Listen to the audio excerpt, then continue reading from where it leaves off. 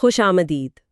आज हम coordinate geometry में थोड़ा गहरा उतर रहे हैं। जी खास तौर पर स्ट्रेट लाइंस और पेयर ऑफ स्ट्रेट लाइंस पर बात करेंगे। बिल्कुल। हमारे पास जेईई मेन के कुछ हलशुदा सवालात हैं जो हमें मिले हैं। जी हाँ। तो आज की इस गुफ्तगू का मकसद ये है कि इन मिसालों से समझें कि खुतूत के की कॉन्सेप्ट्स क्या हैं, मसाइल कैसे हल किए जाते हैं और कुछ दिलचस्प तरीके भी देखेंगे। बिल्कुल, कोशिश यही होगी कि मतलब जो पेचीदा चीज़ें हैं उनको आसान बनाया जाए। हाँ, और ये सारी बातचीत उन्हीं जेईदी सवालात और उनके हल पर मबनी होगी जो हमारे पास है। जी बिल्कुल। मकसद सिर्फ जवाब बताना नहीं है, बल्कि वो सोच क्या है जो जवाब तक ले जाती है, वो उसूल क्या हैं। सही। तो फिर शुरू करें बुनियादी चीजों से। जी ज़रूर। एक सवाल है, शायद पहला ही सवाल था वो। दो मुतवाजी खतूत हैं, पैरेलल लाइंस। हाँ उनके बीच का फासला 5 यूनिट है। एक नुक्ता P उनके दरमियान है और एक इक्विलैटरल ट्रायंगल है PQR। ठीक। Q एक लाइन पर, R दूसरी लाइन पर। तो यहाँ फासले और जावियों का क्या किरदार है? अच्छा सवाल है। देखिए, बुनियादी चीज़ तो है दो मुतवाजी खतूत के दरमियान फासले का फॉर्मूला। जी, वो C1 - C2 divided by √A² + B² वाला। बिल्कुल वही, वो तो इस्तेमाल होगा ही। लेकिन इस सवाल में जो दिलचस्प बात है ना, वो है उसको हल करने का तरीका। अच्छा, क्या खास है इसमें? उन्होंने रोटेशन का इस्तेमाल किया है। क्योंकि मुसल्लिस इक्विलैटरल है तो जाविये 60 डिग्री हैं। हाँ, ठीक। तो उन्होंने नुक्ता Q को P के गिर्द 60 डिग्री घुमाया है R हासिल करने के लिए। ओह, यानी रोटेशन। जी हाँ। ये तो ज्योमेट्री की ट्रांसफॉर्मेशन है। जी हाँ। और ये कॉम्प्लेक्स नंबर्स से या वेक्टर अलजेब्रा से भी की जा सकती है। वाह, मतलब सिर्फ फासले का फॉर्मूला नहीं बल्कि अलजेब्रा और ज्योमेट्री को मिला दिया। बिल्कुल, ये दिखाता है कि मसले को कई जावियों से देखा जा सकता है। फासले का फॉर्मूला तो है ही, PQ² = x2 - x1² + y2 - y1²। लेकिन रोटेशन इसे एक अलग ही क्या कहते हैं डायमेंशन दे देती है। सही। ये रोटेशन वाली बात तो जहन में रखनी पड़ेगी। अच्छा, आगे बढ़ते हैं। अक्स, इमेज और मरकज़नुमा यानी सेंट्रॉइड, जी इस पर भी सवाल है। एक सवाल में एक मुसल्लस दिया है, कोने हैं 1,3, 3,1 और 2,4। इसका अक्स लिया गया है लाइन x + 2y = 2 में, और फिर जो नया मुसल्लस बना उसका सेंट्रॉइड पूछा है। ठीक है। अक्स कैसे निकालते हैं? इसका क्या तरीका है? इसका एक स्टैंडर्ड फॉर्मूला है। अगर नुक्ता x1, y1 का अक्स x, y लेना है, लाइन ax + by + c = 0 में, तो फॉर्मूला है जी, x - x1 a = y - y1 b = -2 as1 + by1 + c on a² + b²। अच्छा, ये -2 का फैक्टर ये क्यों आता है? हाँ, ये अहम है। ये जियोमेट्री की वजह से है। असल नुक्ता और अक्स वो लाइन से बराबर फासले पर होते हैं, लेकिन मुखालिफ समत में। ठीक, ये -2 यकीनी बनाता है कि अक्स सही जगह बने। मतलब लाइन उन दोनों को मिलाने वाली लाइन का परपेंडिकुलर बाइसेक्टर होती है। समझ गई। तो इस सवाल में पहले सेंट्रॉइड निकाला? जी हाँ, पहले असल मुसल्लस का सेंट्रॉइड निकाला। जी, फॉर्मूला सीधा है x1 + x2 + x3 3, y1 + y2 + y3 3। वो 2,83 आया होगा। बिल्कुल। फिर इस सेंट्रॉइड G का अक्स लिया दी गई लाइन x + 2y + 2 = 0 में, उसी अक्स वाले फॉर्मूले से। अच्छा, यानी 2 कदम, पहले सेंट्रॉइड फिर उसका अक्स। जी बिल्कुल। ऐसा ही एक और सवाल भी था, Q11। ठीक है, अब आते हैं लोकस पर। ये अक्सर तलबा को मुश्किल लगता है। जी लगता तो है। एक मिसाल है सवाल 3 गालिबन। 8 यूनिट लंबी एक रॉड है, उसके सिरे A और B वो x = 0 और y = 0 यानी एक्सिस पर फिसल रहे हैं। ठीक। रॉड पर एक नुक्ता P है जो इसे 1.2 की निस्बत से तकसीम करता है। इस P का लोकस बताना है। पहले तो ये लोकस क्या बला है? हाँ हाँ, बला तो नहीं, मगर यूं समझें कि लोकस एक एक पोशीदा रास्ता है या नक्शे कदम। पोशीदा रास्ता? जी, मतलब वो सारे मुमकिना मकामात जहां कोई नुक्ता जा सकता है अगर वो कुछ दी गई शराइत पूरी करे। हमारा काम होता है रियाजी की जबान में यानी अलजेब्रा में उस रास्ते की इक्वेशन मालूम करना। ठीक है, तो इस रॉड वाले सवाल में ये रास्ता कैसे ढूंढा? आमतौर पर लोकस के सवाल ऐसे हल करते हैं, जिस नुक्ते P का लोकस निकालना है उसे H, K मान लें। ठीक है। फिर जो शराइत दी हैं उनसे H और K में एक ताल्लुक, एक इक्वेशन बनाएं। यहाँ P सलाख AB को 1:2 में तकसीम करता है, तो सेक्शन फॉर्मूला इस्तेमाल करेंगे। जी। A x एक्सिस पर है तो अल्फा, 0 मान लें। B y एक्सिस पर है तो 0, बीटा। ठीक है। सेक्शन फॉर्मूले से h = 2 अल्फा अपॉन 3 और k = बीटा अपॉन 3 मिलेगा। यहाँ से अल्फा और बीटा को h और k की शक्ल में लिख लें। अल्फा = 3h2 और बीटा = 3k। सही। अब तीसरी शर्त क्या है? रॉड की लंबाई 8 है, यानी a और b का फासला 8 है। फासले का फॉर्मूला लगेगा? बिल्कुल। AB² = α² + β² = 8² = 64। अब इसमें अल्फा और बीटा की वो h, k वाली कीमतें डाल दें। 3h2 का स्क्वायर प्लस 3k का स्क्वायर = 64। जी, यानी 9h² 4 + 9k² = 64। आखिर में h को x और k को y से बदल दें तो लोकस आ गया।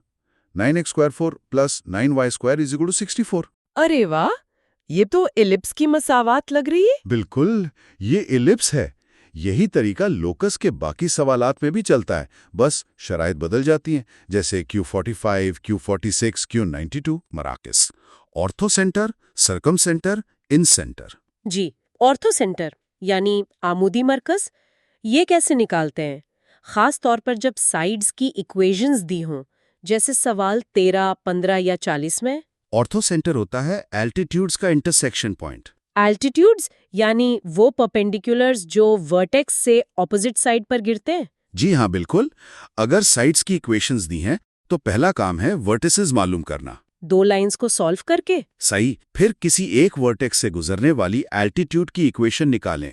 उसके लिए ऑपोजिट साइड की स्लोप चाहिए। ठीक, एल्टीट्यूड की स्लोप उस साइड के स्लोप का नेगेटिव रेसिप्रोकल होगी। क्योंकि वो परपेंडिकुलर है। बिल्कुल। फिर पॉइंट स्लोप फॉर्म से एल्टीट्यूड की इक्वेशन लिखें। कम से कम 2 एल्टीट्यूड्स की इक्वेशंस निकालकर उन्हें सॉल्व करें तो ऑर्थो सेंटर मिल जाता है। अच्छा, सवाल 13 में कुछ दिलचस्प लग रहा था। 2 मुसल्लस थे, उनके ऑर्थो सेंटर्स का फासला पूछा था। जी हाँ, सवाल 13 में एक ट्रिक है। पहले मुसल्लस की साइड्स देखें। 4x - 7y + 10 = 0, x + y = 5, 7x + 4y = 15। पहली और तीसरी लाइन की स्लोप्स क्या हैं? 4/7 और -7/4। उनका प्रोडक्ट -1 है। ये तो परपेंडिकुलर है। बिल्कुल, यानी ये एक राइट एंगल ट्रायंगल है। ओह, और राइट एंगल ट्रायंगल का ऑर्थो सेंटर हमेशा वही होता है जहां 90 का जाविया बनता, यानी राइट एंगल्ड वर्टेक्स पर। अच्छा, तो बस वो वर्टेक्स निकालना है। जी, इन 2 परपेंडिकुलर लाइंस को सॉल्व करके वो वर्टेक्स मिल जाएगा। और दूसरा मुसल्लस? वो तो और भी आसान है। x = 0, y = 0, x + y = 1। ये भी राइट एंगल्ड है ओरिजिन 0, 0 पर। तो इसका ऑर्थो सेंटर 0, 0 हो गया। जी, अब दोनों ऑर्थो सेंटर्स का फासला निकालना क्या मुश्किल है? ये तो जबरदस्त शॉर्टकट है। मायने तो जाविया मुसल्लस वाली बात। हाँ, ये काम आता है। सवाल 15 और 40 में भी ऑर्थो सेंटर का कॉन्सेप्ट है। ठीक है। अच्छा, और इन सेंटर, अंदरूनी मरकज? सवाल 107 में OAB मुसल्लस का इन सेंटर पूछा था। O मब्दा है, A और B इंटरसेप्ट्स हैं। जी, इन सेंटर होता है एंगल बाइसेक्टर्स का इंटरसेक्शन पॉइंट। ये इन सर्कल का मरकज भी होता है। वो दायरा जो अंदर तीनों साइड्स को टच करता है? बिल्कुल। इसका फॉर्मूला है ax1 + bx2 + cx3 divided by a + b + c, ay1 + by2 + cy3 divided by a + b + c। ये ABC क्या है? ये साइड्स की लंबाइयां हैं, वर्टिसेस के ऑपोजिट वाली। a है वर्टेक्स a के सामने वाली साइड की लंबाई वगैरह। ठीक है, तो सवाल 107 में लाइन थी 3x + 4y = 24। जी, ये x एक्सिस को 8, 0 पर काटती है, y एक्सिस को b 0, 6 पर। तीसरा वर्टेक्स O 0, 0 है। तो अजला की लंबाइयाँ AAB हुई, √8 का स्क्वायर प्लस 6 का स्क्वायर इक्वल्स 10। सही। BOB हुई 6 और COA हुई 8। अब फॉर्मूले में डाल दे। जी। और y कोऑर्डिनेट भी 100 प्लस 60 प्लस 86 बटे 24 is equal to 4824 is equal to 2। बिल्कुल। तो इन सेंटर 2,2 आ गया। Q43 में भी इन सेंटर का जिक्र है। जबरदस्त। अभी तक तो हम एक एक लाइन की बात कर रहे थे, अब आते हैं पेयर ऑफ स्ट्रेट लाइंस पे। जी। जब दो लाइंस एक ही इक्वेशन में हों, खास तौर पर होमोजीनियस इक्वेशंस और उनके एंगल बाइसेक्टर्स, जैसे Q41 या Q90, ये क्या कॉन्सेप्ट है? ये अहम है।